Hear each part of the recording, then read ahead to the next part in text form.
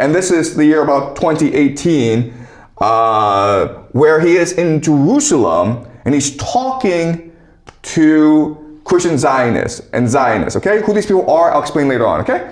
But let's listen to his speech really quickly. And I and others had a chance to go see the Western Wall of the Temple Mount, the Western Wall tunnels, so much of the old city.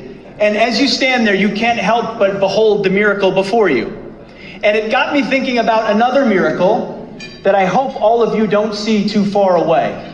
Because 1917 was a miracle, 1948 was a miracle, 1967 was a miracle, 2017, the declaration of Jerusalem as the capital was a miracle, and there's no reason why the miracle of the reestablishment of the temple on the Temple Mount is not possible.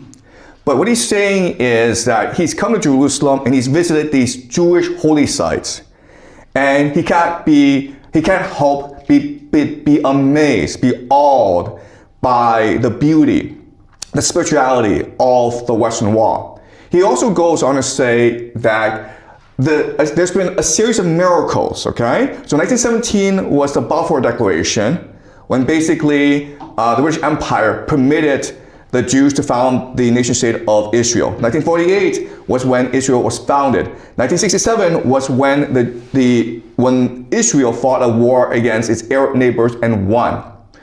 Okay, and 2017 was when Donald Trump transferred the American embassy from Tel Aviv to Jerusalem, thus recognizing Jerusalem as the capital of Israel. And what he's saying is that, well, if this is a series of steps to achieving a divine plan, then the next miracle should be the rebuilding of Solomon's temple, the third temple, and that means destroying the Al-Aqsa Mosque.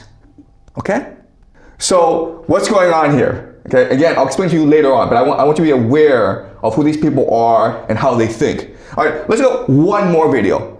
And so if you want to build Solomon's temple, if you want to build the third temple, you need to get rid of the third holiest site in the Islamic world. And how do you do that?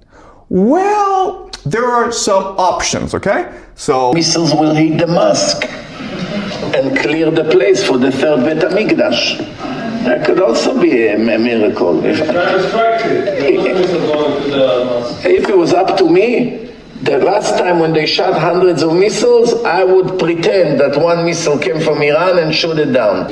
You know? Then all the Arabs will go against Iran, it will be the end of the problems.